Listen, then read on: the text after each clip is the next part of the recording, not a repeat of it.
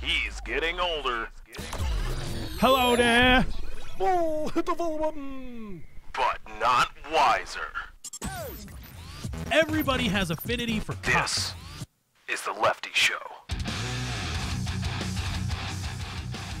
Welcome, everybody, to the Lefty Show, episode number 11. Happy Monday to all of you. Proud to help usher in with you a brand new Monday. Hope all of you are getting geared for this week, whatever this week brings to you. If it's finals in college or, let's see, hopefully not in high school. I don't know, maybe high schools end this early. University. I love how people from Europe, how that is the go-to. Because in America, it's usually commonplace to just say college. I'm going to college. I'm a college student. I'm going to da-da-da-da-da. College. However, I've found for people from the British Isles and elsewhere in Europe, it is not college. It is university. I go to university.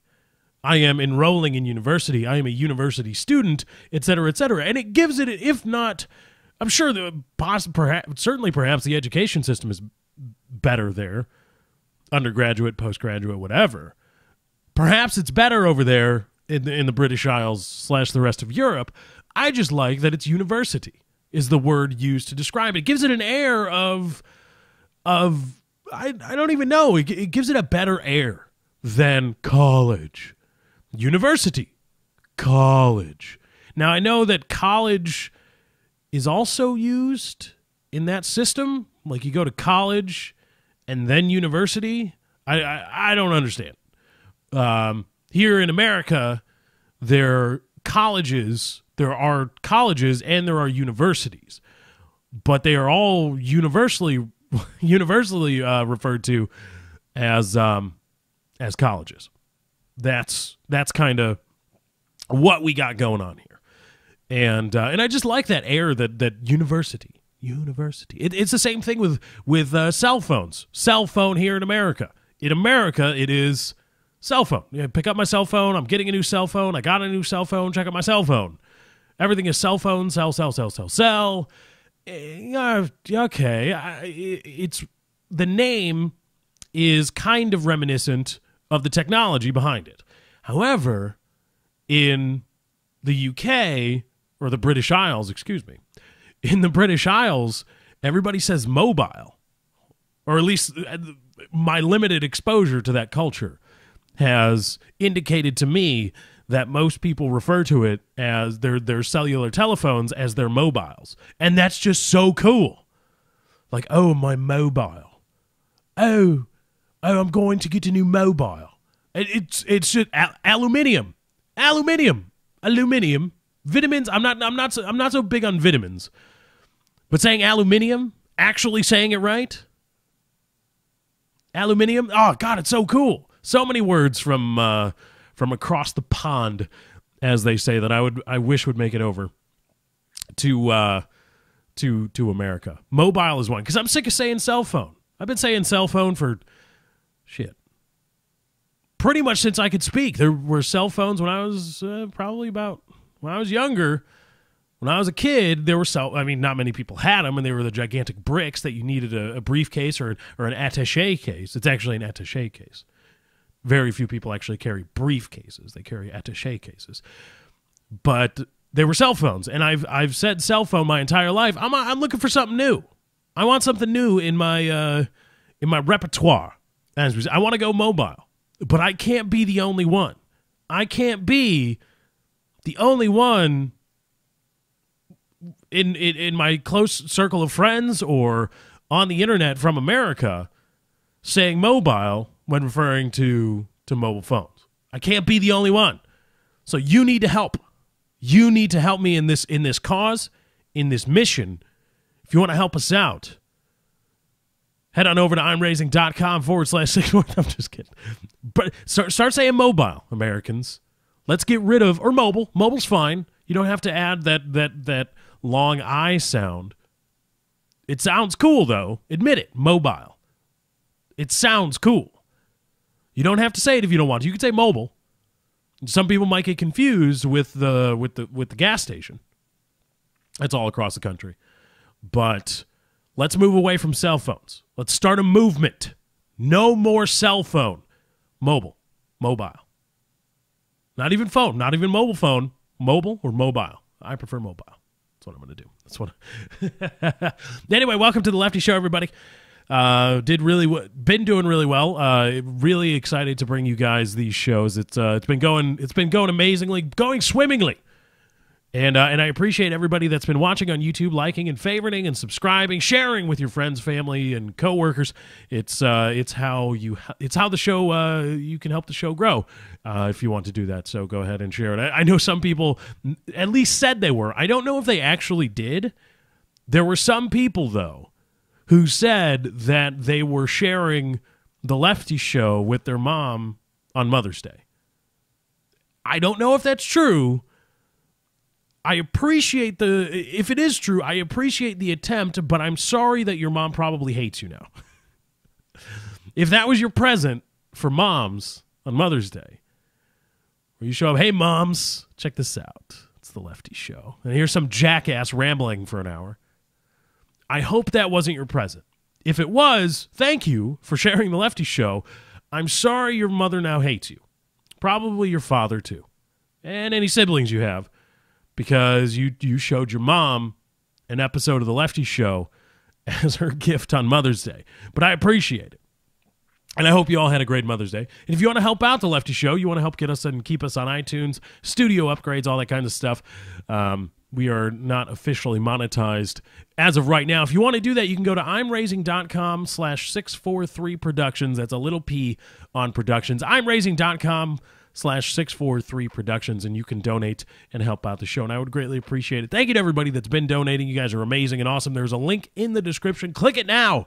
imraising.com/643productions, and as always, you can stay updated on the Lefty Show news and what's been going on. You can follow me on Twitter at Lefty643 or just twitter.com/Lefty643.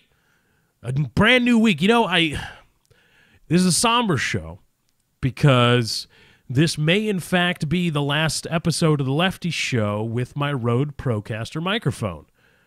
I know. It's sad. It makes me sad. This microphone has seen a lot of this microphone has seen some shit, man. Seen some shit. It has. And it was responsible for when I got it, it really changed my YouTube game, so to speak. And allowed for a lot of people to hear me and hear my voice in a way that they hadn't previously heard it. Because up until the point that I got this in 2012, I think I got this in 2012, maybe early 2013, not sure. Up until the point that I got this microphone, I had been using, I'm sorry, I had been using Turtle Beach, the mid-level Turtle Beach headsets. Those were my headset/microphone combo. That's how I did commentaries. That's how I did very shitty live streams. That's how I did everything, was with my awful Turtle Beach headset. And I tried to make them sound as nice as possible. I did the best I could, but you can only polish a turd so much. You can only do so much with limited original content, whatever it is, whether it be, if you're editing a movie, if you're an editor or a director and you've just got shit, like you just have nothing. It's awful. There's not much you can do. You probably are not going to be able to turn shitty performances into a fantastic film. You can do your best, but at some point you're just going to be polishing a turd, and that's what I was doing with my Turtle Beach headsets. And then I got the Rode Procaster, and it really changed the game. It was, I don't want to say I was a trendsetter, because obviously there are music channels on YouTube that are absolutely amazing. However, I would like to think that I was, again, not the trendsetter, not on the cutting edge, but I was in that first wave of YouTubers, big and small, because I was obviously a small channel, and still am relatively small. But I was in that first wave of YouTubers, at least gaming YouTubers, who started to embrace the idea of sound quality. Instead of using the microphone on your webcam to record a vlog or a commentary, or instead of using, shitty Turtle Beach headsets and their shitty microphone to record a commentary, get a nice microphone. Instead of using, and then everybody had a Snowball or a Blue Yeti. And I was part of that first wave of people who started spending more on their sound quality than just a Blue Snowball or a Blue Yeti, which are good practical microphones for the price. However, don't think that you're going to sound like I don't even know what you want to sound like. Like, you're not going to sound like Rush Limbaugh. Hopefully you're not. Hopefully you're not going to be that batshit crazy. But also, you're not going to have that sound. You're not going to have whatever sound you have in your head. You're not going to have it unless you spend a little bit more. And the Blue Snowball and the Blue Yeti, while they are practical microphones, just aren't going to get it done. The Rode Procaster at about $225 gets you closer. And I have on the way, should be here tomorrow, the Electro Voice RE320 is going to get me even that much closer. It's not the Electro Voice RE20. That's that's just a preference on my part. But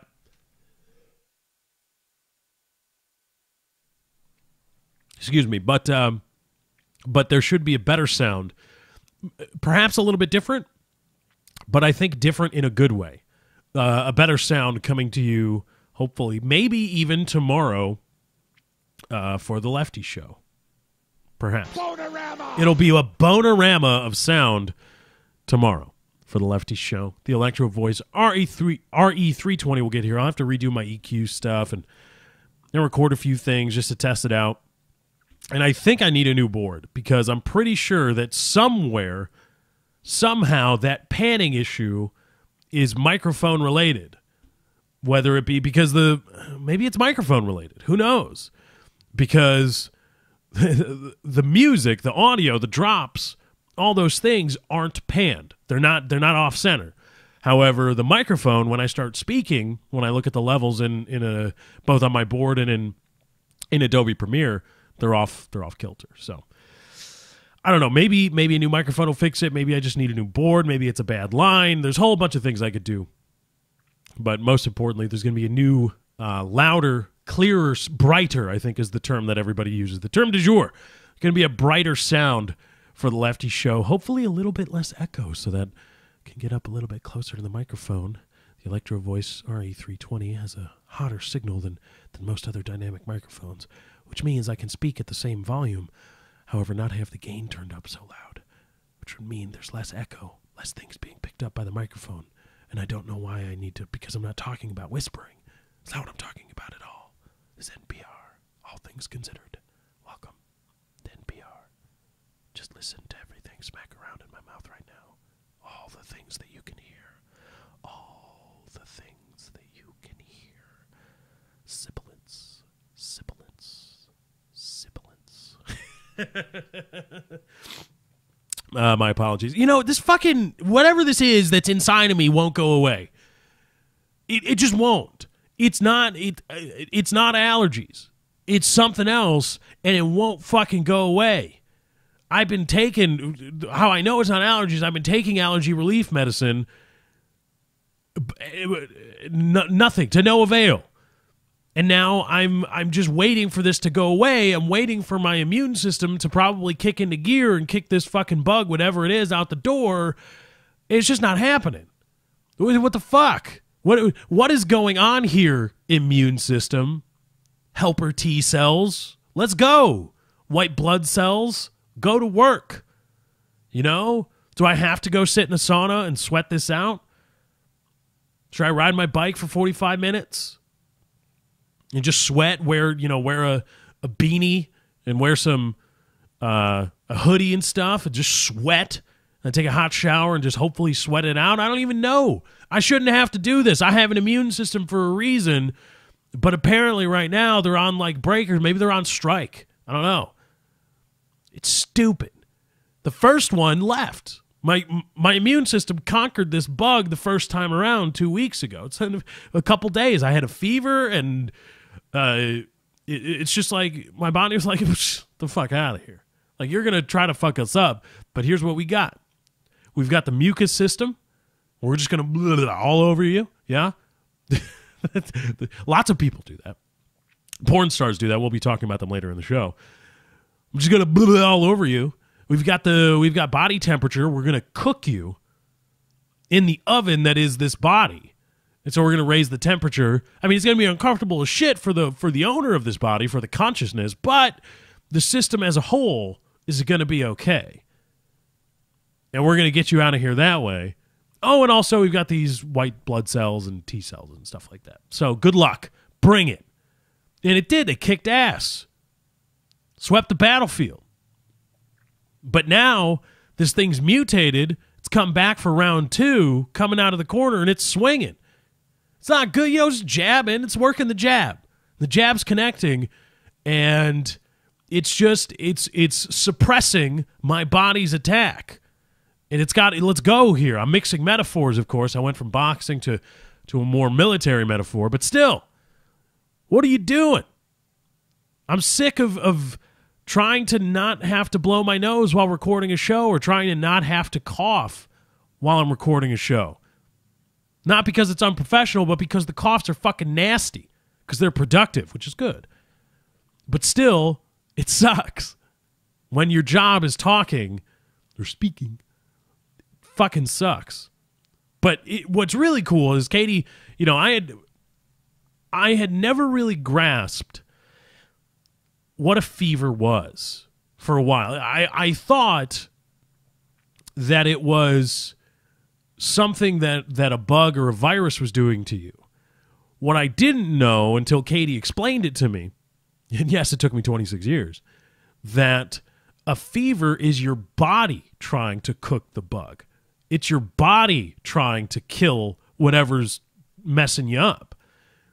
And when you die, fevers can be dangerous when they get into the 106. We're right around 106 is when they get pretty damn dangerous.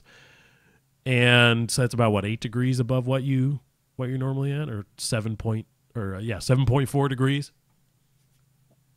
Whatever the range is, your body can accidentally kill itself or kill your brain because it makes itself too hot to fight off whatever it is that you're trying to fight off. And so fever reducers, which always, and then that was a conundrum in my head, because then in a world where the bug is making the fever in you, in where it's a symptom of what the bug is doing to you, not your body's reaction to it or an attempt to fight it, then fever reducing medicine makes sense. And you say, we're going to help the body's actions by reducing this fever. However, in actuality, where the fever is the body's attempt to, one of the body's attempt to fight or to combat whatever's trying to mess with you, then why are people trying to reduce the fevers? I mean, they're uncomfortable, yes. They're not nice. You'll drift in and out of consciousness. You'll have the chills, and you'll be hot, and you'll have the chills again, and like I say, you'll drift in and out of consciousness. It's not nice, but that's what your body does. Now we have thermometers, so we can monitor a fever, and if it gets too much, then fever reduce, and try to do all that. But then, if we all generally understand that fevers are working to help you, why are we trying to reduce them? Why are we trying to get rid of them?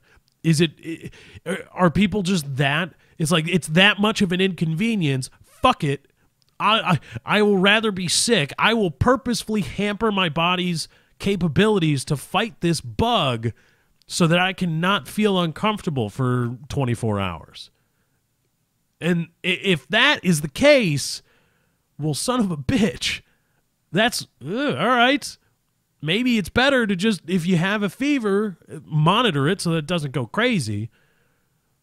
But let the fever do its fever thing, because it exists for a reason. It's not that it's something that the bug is doing to you.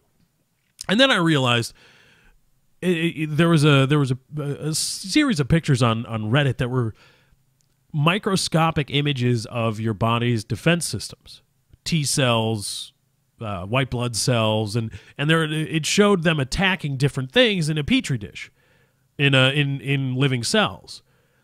And it showed, Ebola, I believe E. coli or Ebola. No, it was E. coli, not Ebola. Ebola is some serious shit. It was E. coli serious too, but Ebola much, much more serious. And then it showed them attacking some other element, and it was like, oh, this is a big deal because they can't synthesize it or whatever. And it was really cool. And then I realized it's all just one big faceless, mindless system, because as I ranted about last week, we haven't evolved to the point where I can tell my body, hey, these pollens are cool. They're not going to fuck with us. Just go reconnoiter my bloodstream someplace else.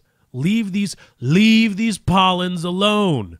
They are not going to hurt us. Trust me, I have the, quote, dubious gift of consciousness and reason and some intellect, and I can tell you, body, immune system, that this is just, these are cool. This is cool.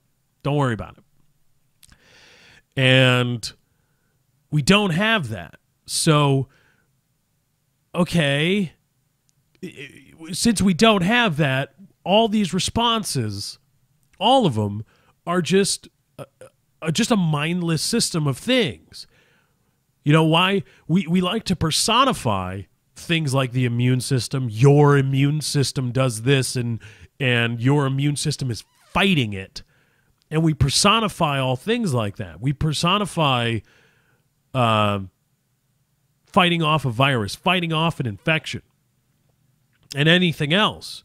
But all it really is a very simple or simplistic action-reaction. This thing is introduced to this system. This is how the system responds chemically. And somebody have to open the windows, and somebody's mowing their lawn near the studio. Hold on a second.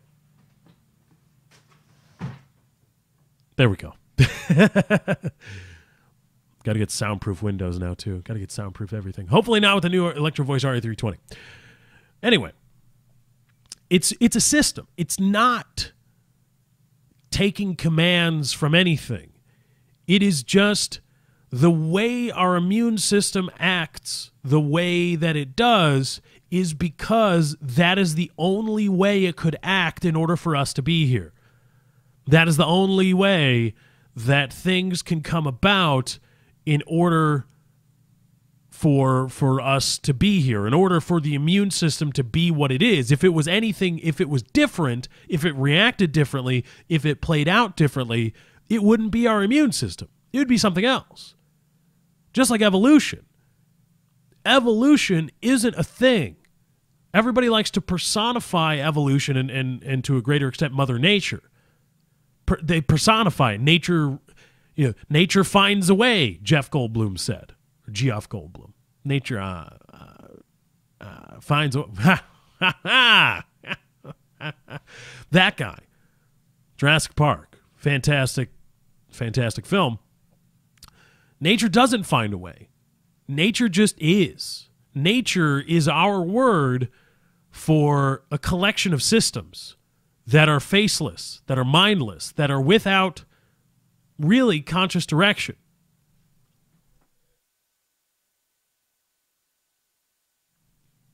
We like to pretend that it has conscious direction. That makes things easier to deal with on a personal level. That's why we name hurricane systems. One of the reasons. When a hurricane system is just a system. That's all it is. It is the way it is because that's the only way it could be for it to be here. If it wasn't that way, it wouldn't be here. Evolution is just a complex system, but simply put, it isn't something bigger. It just is. And I think that's a realization I came to not too long ago. And it's cool because I saw a comment on Reddit and it really struck home that too many atheists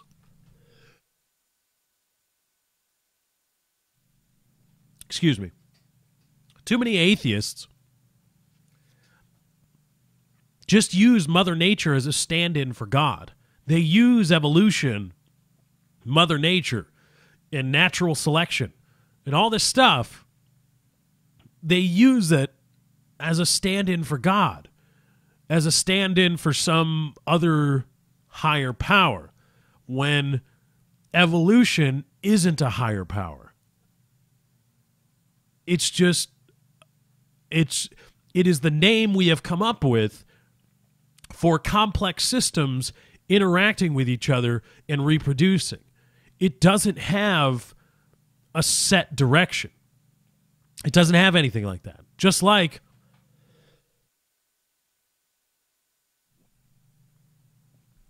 our immune system, despite what the way my dad taught it to me when I was a child. You know, he said, "Oh, well, there's a control room and your white blood cells and all this stuff, your immune system, and taking commands are like, oh, there's a blah, blah, blah down in the right foot. Just go check it out." And they go to, it's not that. Our immune system is just it just is. It's just a collection of things that respond. The best way to put it is that when I was in high school taking chemistry, I had to do a report on. We were studying pH, and we had a bunch of two-person teams in the class, and we had to do reports on different things having to do with pH, acids and bases, and the pH scale and all this stuff. And some people had it easy. Some people had acids. Other people had bases, right? And somebody else had the pH scale. Well, me, or myself, and this other dingbat, like girls volleyball player, who's just a dope, got buffers. And the teacher said, "Look, it's all in the book. You just have to research it yourself and then come up with a presentation, and then a demo. You have to demo what you have." And I got buffer. And for the longest time, I was looking through the book and I couldn't find a chemical buffer. I was looking for something that was labeled as a buffer. And my aha moment, and of course my partner had nothing. Just nothing. She was just staring off into space. She offered nothing, brought nothing. It was just a dead sack of nothing. And she was just like, I said, can you look and research on the internet and try to find a chemical buffer? Because I get that it counters an acid or a base to bring the entire solution closer to a neutral level, but I don't know what specific chemicals there are. And if we're going to need to do a demo, well, shit, we're going to need one. And I was reading, I was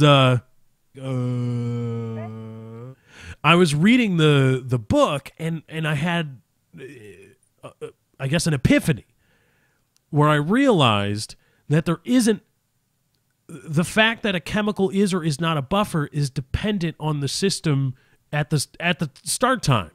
There isn't anything where you have a chemical and you pick it up in chemistry class and this is a buffer. There's no such thing. It's a buffer system. A buffer system is when you have an acidic solution and you add something that's basic. And I learned that milk is not basic. You guys are right. PK subreddit. I didn't know that. I didn't know that it was the fats that neutralized the spices in spicy food. I thought it was a simple acid-base thing. But hey, live and learn, right? But anyway, it's when you have an acidic system, the base is a buffer. And when you have a basic system, an acid is a buffer. It is not any one thing. There is no be-all, end-all to buffers, I learned. And I realized, I took it to the chemistry teacher, and I said, is this what this is? Because I've been looking for a chemical to use, or for something, a compound, whatever, the fuck. And she said, yes, that's what it is. It's a system.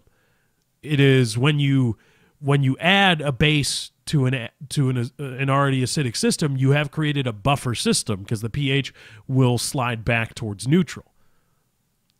And I realized, oh, okay, that makes a lot more sense. So just like there is no one thing that is a buffer for any given chemical solution, there is no one thing that is Mother Nature or that is evolution and natural selection. They just are. Evolution is the way it is because it's the only way, this is the only way things could be for us to be here to call it evolution. Things just are. They are not necessarily higher than us or higher order, the higher order of nature. No. There is no real order to nature. It's just things interact. And then that thing that results may or may not go on to interact with other things. Not necessarily any direction. I mean, then you get into physical laws and stuff like that, and that changes things. However, in a purely philosophical sense, there isn't something larger than... There isn't some underlying principles, some underlying consciousness, some underlying just direction to evolution, natural selection, Mother Nature, physical laws, the universe, all these things. There's just not. They exist, and they are faceless. They do not necessarily have, the nebula, and am going to move this way now. I am going to arrange myself, the nebula, such that the stars I spew, or the solar systems I spew, go out this way and start forming a galaxy versus that way. It happens that way because it happens that way.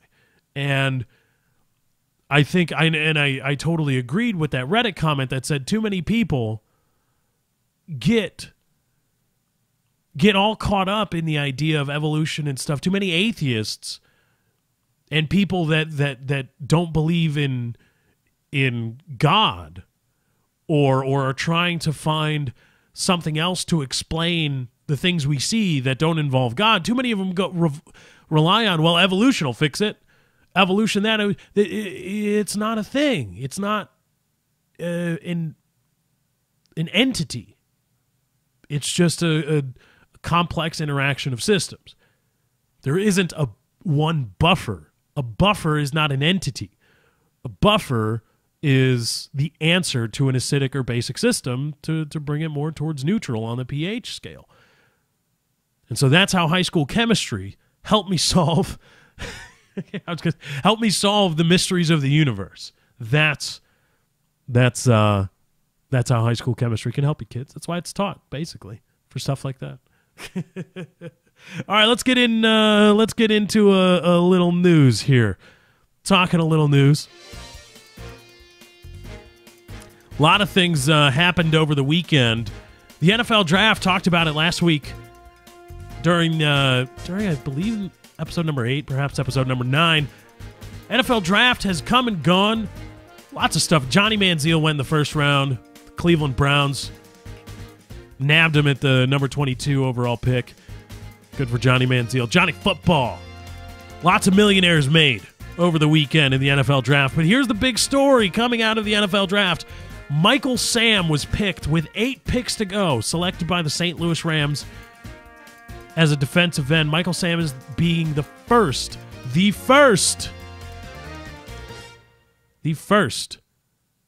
openly gay player to be accepted or to be drafted into one of the 4 major sports in America. Openly gay is a defensive end, a tweener, as they say, defensive end out of Mizzou, and he was selected in the 7th round by the St. Louis Rams. 8 picks to go before he went undrafted, but he was selected, and ESPN, for some reason, well, no, not for some reason. Obviously, there was a momentous occasion in the history of sports in America, shit, maybe sports in the world, and LGBT history. And Michael Sam, as an openly gay man, came out before the draft and then was selected to play in the NFL. Is he going to make it in the NFL? Is he going to be fantastic? I don't know. Plenty of people that go in the 1st round suck, and people that go in the 7th round generally, maybe. I don't know enough about him specifically. I don't scout him. Didn't watch college football, and Michael Sam's that guy's gonna be a thing right there. I didn't do any of that, so I couldn't tell you. All I know is that before the draft, he was slated when he came out. Everybody was reporting him as a 3rd to 4th round pick. That is what I saw in the general news media, who take their leads from other drafts. They just call up a guy that does mock drafts in the NFL and say, "Hey, how good is this guy? Where is he going to go? We need a headline." And you say, "Well, 3rd or 4th round pick. He's not going to be a 1st round pick by any stretch of the imagination. Probably 3rd or 4th round." Fell all the way to the 7th round. Now, I know a lot of people fashion themselves Mel Kiper Jr.'s or Todd McShay's, and yeah, I know Michael Sam didn't have a good combine, but Michael Sam was the first SEC Southeastern Conference Defensive Player of the Year to fall below the 16th overall pick in the last 6 years. In the past 6 years, the SEC Defensive Player of the Year has gone no later than the 16th overall pick. And Michael Sam, being SEC Defensive Player of the Year, which is a fantastic pretty much the minor leagues of the NFL. If there was an NFL minor leagues, the SEC would be it. They're not going to beat the Jaguars. Whatever. It's fun to talk around the water cooler and stuff. Hey, man, do you think Alabama or LSU or any of these teams, do you think they could beat the shit out of a team or win against, a shitty team like the Jaguars or anything? No, they wouldn't. They wouldn't. However, it would be like a AA team playing a major league team, or a college team, college baseball team playing a spring training team in Major League Baseball, which happened, and those kids got killed. And so the SEC, not NFL level, but there's a lot of NFL talent in the SEC, a lot much more than in any other conference in the NFL. And so, that raises a question in my mind. Not is the NFL homophobic, but is perhaps the NFL owners and general managers, are they perhaps a little bit more worried about meatheads in their locker room than they let on? Because all the progressive, liberal sports journalists and broadcasters and stuff say there's gay players in the NFL and everybody knows it and everybody accepts it. And I disagree. And I disagreed from the moment they said it, because Richie Incognito, there are many NFL players who side with Richie Incognito, who said he was trying to toughen up Jonathan Martin, and Jonathan Martin, if he didn't like it, should have tried to step up to Richie Incognito and fight him or tell him to stop, et cetera, and he didn't do it. Jonathan Martin's a pussy, Richie Incognito, whatever. Richie Incognito, no doubt in my mind, is a homophobe. And that kind of mentality breeds homophobia. And the fact that so many players in the NFL probably would side with Richie Incognito and side with that meathead dumbass mentality, that archaic bullshit, because so many of them do, an openly gay player would probably be a problem. Because football players, way more often than not, are probably idiots and just dumb. And they fall back on man's man, that machismo, and that's what guides them. alpha male, et cetera, et cetera. And the word fag and faggot is probably still used very widely in the NFL. In cases where we need to toughen this guy up, alpha male, leader of men. They're probably saying fag and faggot. And that belies a little bit of homophobia. So would an openly gay player in an NFL locker room, not cancerous, not a poison, but perhaps, I don't know, have NFL general managers, did they take a look at their meathead locker rooms and think, oh, shit. These guys are all idiots. These guys are all living in the 50s still. Men and manliness and rah.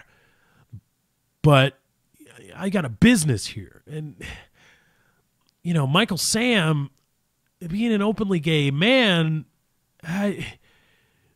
these guys would kill him, would endlessly torture and harass him. Of course, there's progressive players in the NFL. That's not what I'm saying, that the NFL, the landscape of NFL players is completely without progressive minds. That is, of course, true. However, there are still NFL players who go on the radio and say they don't like gay people, who cannot keep it internally and say, I just don't like and will not respect homosexuals. And what's more, religion is still big in the NFL. Not just homophobia, religion is still big in the NFL. How many NFL players would perhaps not like or respect or have just completely archaic ideas about Michael Sam because of their religion, because that's what their religion says, and they're not smart enough to think outside of that. And all that tells me that on some level, Michael Sam being a homosexual played a role in him falling to a point where he almost didn't get drafted. Now, is it the reason? Did GM say, I'm not drafting this gay guy? Fuck that. But it would be silly to completely discount the idea, completely say, well, he's just not a third or fourth round talent. No, bullshit. Bullshit. This is a league where Tim Tebow went in the first round. Okay? Don't even come at me. This is a league where people reach all over the place. All over the place do people reach for all kinds of supposed talent in the NFL. Guys that should not go in past the 5th round fall to the 7th. Guys that should only go in the 7th or go undrafted go in the 3rd round. I mean, look at the Bears under Jerry Angelo. That's a thing. There is still that contingent of reaching for shit in the NFL. So, well, you just shouldn't have gone. No. On some level, I don't know how much, I don't know how high it was in the hierarchy of needs for NFL teams when they looked at Michael Sam, because this isn't Michael Sam. They just didn't forget about him until the 7th round. Like, oh shit, there he is. No, they knew he was there, and every time somebody took a defensive end in the draft, they passed on Michael Sam. So, well, why? Well, he did have a bad combine. He is going to get you, coverage sacks, all those things. Yeah. I bet you him being homosexual played a part somewhere. Somewhere somebody said, shit, for X reason and Y reason, Michael Sam being gay will not work with our team. Whatever that reason is. Not necessarily I disagree with his lifestyle, or I'm not going to further his lifestyle or anything. Not necessarily that, but just, man, we've got a lot of religious dumbasses on our team, and they just won't understand it. And they won't. And it will possibly affect their performance because they're idiots. And while progressive and owner or GM as I may be, I can't draft Michael Sam. So I think him being homosexual played a role in him falling down to the 7th round. And, of course, because there were cameras at his home, and Michael Sam gave his boyfriend a big old smooch on the lips, and ESPN caught it and was apparently rerunning that tape, there's a lot of idiots showing their ass on Twitter. just a lot of just dumbass people. Dumbass people. Why are you showing? How about this? Instead of me launching into a silly voice to do all this, dude, instead of just making things up, I will read you a selection from Deadspin. Let's see. Well, Case McCoy, right around the time ESPN was rolling the footage of Michael Sam kissing his boyfriend, Case McCoy, the quarterback for Texas Longhorns, said, ESPN, you serious right now? I wonder what Case is talking about. Here's another guy who says, I did not want to see Michael Sam kiss his boyfriend like the freak. I don't know what the freak is, but apparently not good. Do we really need to see a video of Sam kissing his boyfriend? I don't want to see Michael Sam kissing his boyfriend. I want to see Bortles in his piece. Let's see. Oh, y'all really showed this fag kissing his boyfriend on live TV. ESPN special. An hour of Michael Sam crying with his fag boyfriend. Here's another one. Sam ain't have to kiss his faggot boyfriend on camera. I have a small, strong black son. I can't expose him to that fag. And on and on and on. Deadspin is usually great for stuff like this. If you need bigot shaming in the sports world, Deadspin is where you find it. So that was Idiot America's response to Michael Sam shown kissing his boyfriend on national television. Now, here's the question. Now, because I know there's probably some latent homophobe who's going to say, well, why is he broadcasting it? Here's the thing. Would you react similarly to a man kissing a woman? A man kissing his girlfriend, a man kissing his wife? Or perhaps even a woman kissing a woman? Not even, guy girl, quote traditional. What if they're two lesbians who's not too bad looking? It's bigoted, or that's prejudiced. To voice then that, my opinion, to voice it is prejudiced. So there's still plenty of prejudice in America. Plenty of it. And perhaps internet trolls who just wanted to be a part of a Deadspin piece. I don't even know how they deal with that, how they sift through the bullshit of trolls. And, I do have a problem with Michael Sam kissing his boyfriend. I do. Here's the thing. Michael Sam, you are the first of your kind. I mean, not a homosexual. You are the first openly gay man to go into the NFL. You are going to be revered no matter what. You are a trendsetter. You are a trailblazer. You're doing the rights, the civil rights equivalent of walking on the moon. Whatever the civil rights equivalent of walking on the moon is, that's you, Michael Sam. And you're on TV. And one of the big things in the NFL draft, when they have cameras showing people get drafted, is they're celebrating with their families and loved ones and girlfriends or wives. And you've got your boyfriend there, and you give him a kiss. And that's the first, probably one of the, I don't even know if it's the first gay kiss ever shown on ESPN, that is. I'm not sure on that. For sure it's the first live one. And you go with a puckered smooch, and that's it? Come on, man. Show me some passion. Not porn tongue. I don't want porn tongue in the first homosexual kiss shown live on ESPN in the sporting world to hopefully ring in a new era of acceptance of people. But, show me a little something. Don't just pucker up and that's it. No. I want to see you show your love for this man.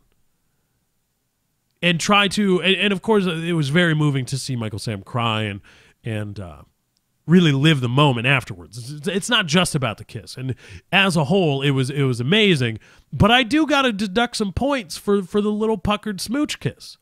I was hoping for a little bit more from Michael Sam. got a bad motor.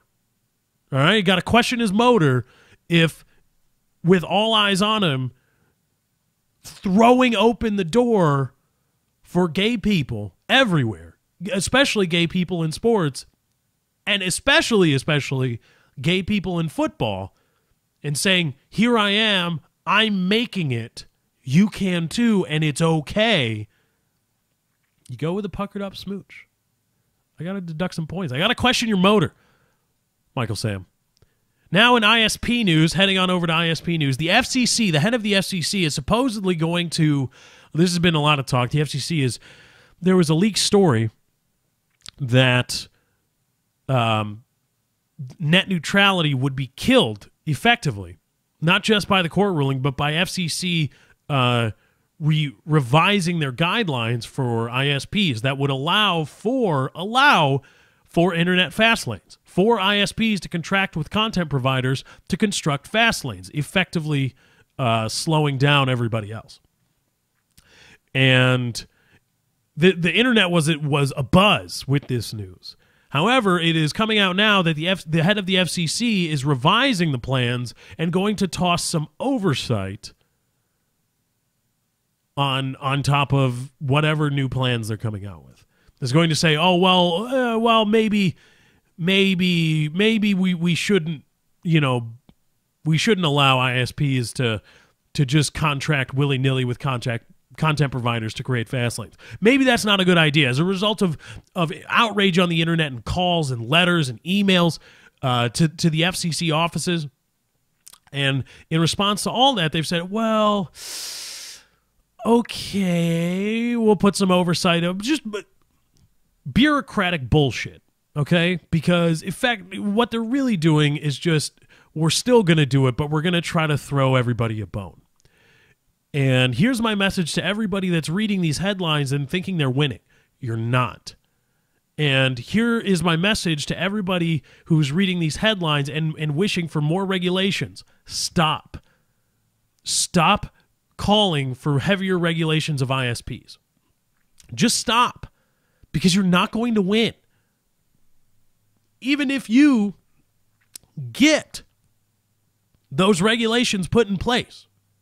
Even if you do, there will just be another court case where an appeals court, or even in the Supreme Court, where they say, that where the judiciary says, this is not within the power of the FCC to do. Given the Communications Act, the FCC does not have the power to wield these sanctions and force them onto internet service providers. That's just going to happen again. More regulation is not the answer. It is not. Stop calling for more regulation. The answer is reclassification. That is the answer, despite the bullshit AT&T says. Despite the bullshit about, for example, this is a letter posted by AT&T. For example, if broadband internet access service is a telecommunications service, reclassifying them as common carriers, then broadband internet access providers could be entitled to receive transport and termination fees under Section 251B5 or 251-B-5-15. Dot 15. Whatever the fuck. I don't know how to read that stuff. That is, despite all that bullshit, despite all the gloom and doom from ISPs, the answer is reclassification. Because when you reclassify, when the FCC says we are going to reclassify you as common carriers under the Communications Act, then the FCC can do whatever they want. That is the only answer. The answer is not more regulation, more oversight, more oversight. The answer is, and can only start with, reclassification as common carriers. Because that makes it legal. That makes whatever else you want to do. Whatever else you want to do to ISPs. You want to mandate speeds. You want to mandate minimum speeds. You want to do all this stuff. It's got to start with reclassifying as common carriers. More regulations, more rules, redrafting rules, revising this, revising that, revising interpretations of it, revisements and stuff is not the answer. Don't don't think that that's going to solve anything, because there's just going to be it may be 5 years, it may be 10 years. But if it's just regulation, the only thing that's going to happen is there's going to be another landmark case, quote, landmark case, where ISPs get off on a, quote, technicality. Because strictly speaking, it's not within the FCC's power to do this to services that are not common carriers. It's just not. We have a law for that, and it doesn't give them the power unless they are common carriers. That is the beginning of the end to all of this. That is any real permanent solution has to begin with reclassification. Not more revisions, not more anything. And again, don't listen to AT&T or whatever else, because they're going to gloom and doom, and they're going to say, well, now we can charge you access and transport fees if we are regulated as common carriers. And that's bullshit, because if they're classified as common carriers, the FCC can then still bar them from some of the things. Just because under the law they may be entitled or may get this doesn't mean they will. For instance, and this is from an Ars Technica article,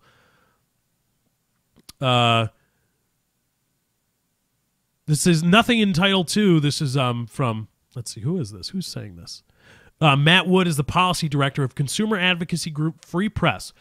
Says nothing in Title II says that every last provision has to apply to any Title II service. Title II under the Communications Act, reclassifying. That's the whole point of forbearance. The fact that broadband providers could be entitled to something doesn't mean they actually are entitled to it, or that AT&T's cost causation story is true. And he continues and says, to look at a real-world example, instead of an AT&T fantasy, mobile voice is a common carrier service, and yet commercial mobile radio service, or CMRS, providers are barred from charging access fees. And on and on and on. The FCC can bar ISPs, even though they're common carriers, from accessing other parts of Title II entitlement. So the answer isn't regulation. The answer is don't listen to AT&T and ISP's bullshit and lobby for reclassification. That's the only thing that is really going to fix all this. And I've got an issue. I really do have an issue with everybody portraying this court decision that, quote, killed net neutrality in 2010, calling it a technicality and all these things, and somehow diminishing the weight of the decision and trying to dismiss it as somehow bullshit. The court is not the enemy here. The enemy is not the courts and are not the laws of the United States of America. They're not. Stop trying to. The evil courts are coming to get our interwebs. They're not. All that decision said, classified as it is a narrowly technical ruling. It is, and I guess technically it makes it a technicality.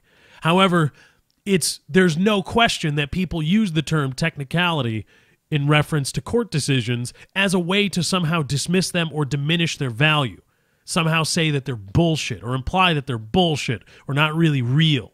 No, they are real. What the court said was, look, you are trying to regulate all this stuff, FCC. Look, the FCC, all this oversight, all these rules are trying to regulate things that you just don't have the power to do under the Communications Act. It does not exist unless you reclassify them as common carriers. It's not a bullshit ruling. It's not a lobbied, bought, paid for ruling by ISPs. The court decision was effectively telling the FCC and lawmakers, look, you dumbasses, stop trying to go on use some circuitous route to regulate all this. It's really simple. If you want us to not have a beef with what you're doing, make it work under the law. make it work under the Communications Act, and reclassify them as common carriers, and then we have nothing to say. Until you do that, until you, the FCC, does that, what you're doing isn't legal. What you're doing, you can't regulate them this heavily unless they are reclassified as common carriers. So don't try to think that, oh, the evil court's coming to get us, kill net neutrality. No, net neutrality wasn't legal in the first place. Moral, yes. The idea of ISPs shouldn't have a bone to pick in who gets what service faster, and they shouldn't try to do all that. Yes. No doubt in my mind, net neutrality is a morally sound thing to try to achieve. Yes. However, given our laws in the United States of America, as implemented, it just simply was not legal. It wasn't. And what's more, there's a very simple process by which all that oversight can be made legal. Yet everybody's getting caught up in oversight and regulation and interpretation and all this stuff. No, don't tell the FCC to keep net neutrality alive. Tell the FCC to reclassify ISPs as common carriers, and then all of this goes away. And then they've got Comcast, AT&T, Verizon, what is Time Warner for now, soon to be Comcast. Then they've got nothing to say. That's it. That's the easiest solution to all of this. It's simple. Reclassify them as common carriers under the Title II of the Communications Act, and then all of this goes away. All of it's legal. See? Simple. All right, let's do some Would You Rather before we end the show. Oh, here we go. This is perfect because it's day-related. This is from yourather.com. Would you rather have a lover who only speaks on Mondays or have a lover who only speaks in Pig Latin?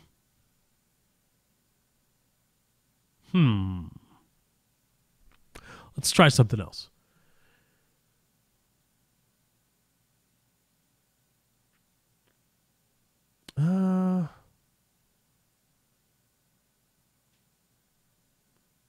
Live in a penthouse in the city or live in a mansion in the country?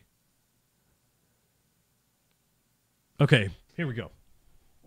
This is the question.